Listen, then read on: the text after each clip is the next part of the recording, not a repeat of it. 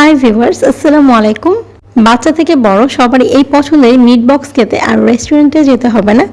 ঘরে একদম হুবহু রেস্টুরেন্টের মতো মাত্র 5 মিনিটে এই মিট বক্স তৈরি করে নেওয়া যায়।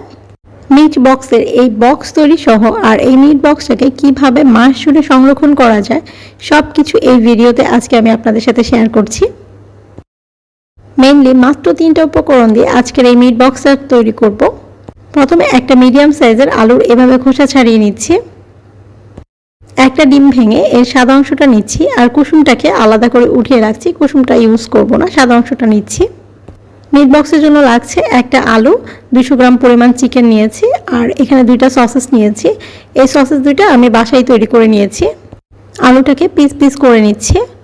মাংসটা যে শেপে আমি পিস করে নিয়েছি সেই শেপে আলুগুলোকেও পিস করে নিয়েছি। ফ্রেঞ্চ ফ্রাইয়ের মতো হবে না, এর থেকে একটু ছোট সাইজের করে পিস করেছি।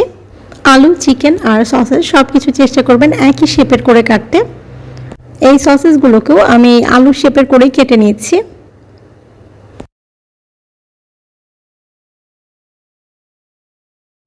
সব কিছু কেটে নেওয়ার পর এই যে চিকেনটা নিয়েছি এখানে 200 গ্রাম, এর ভেতরে আমি আলু টুকরা আর এই সসেসের পিসগুলোকে দিয়ে দিচ্ছি।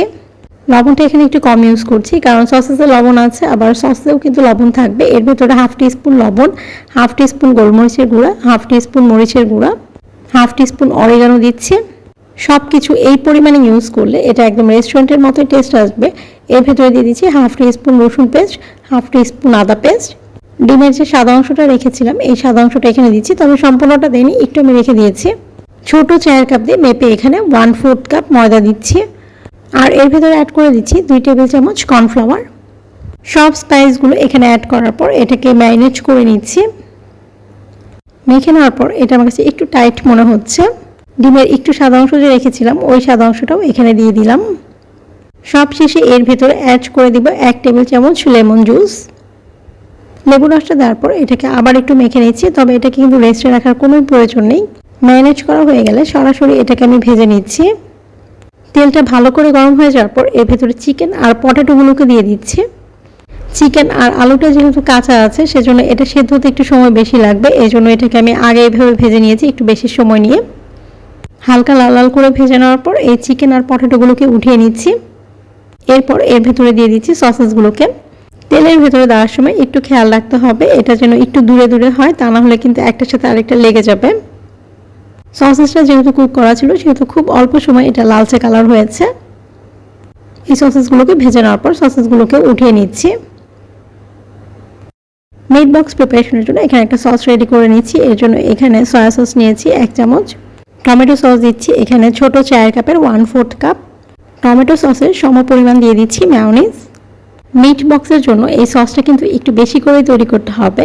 সসের ক্ষেত্রে কোনো কিপটামি করা যাবে না।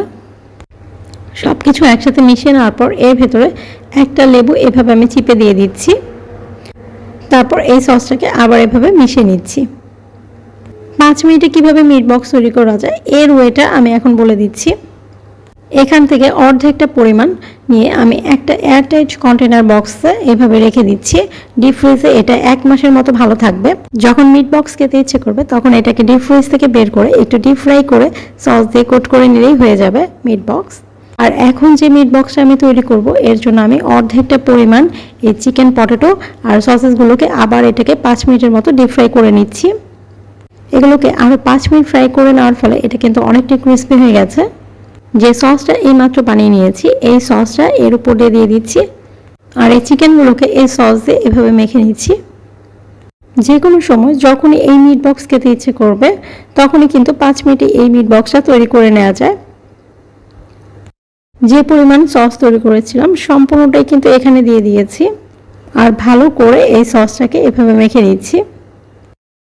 বাসায় একটা ড্যান কেকের বক্স ছিল, এটাকে মাছ বরাবর কেটে 2টা ভাগ করে নিয়েছি। এরপর এভাবে মিট বক্স লিখে দিয়েছি। আমার মেয়ে বলছিল যে একদম রেস্টুরেন্টের মতো এই বক্সটা লাগবে, সেই জন্য আমি ওকে এই বক্সটা তৈরি করে দিয়েছি।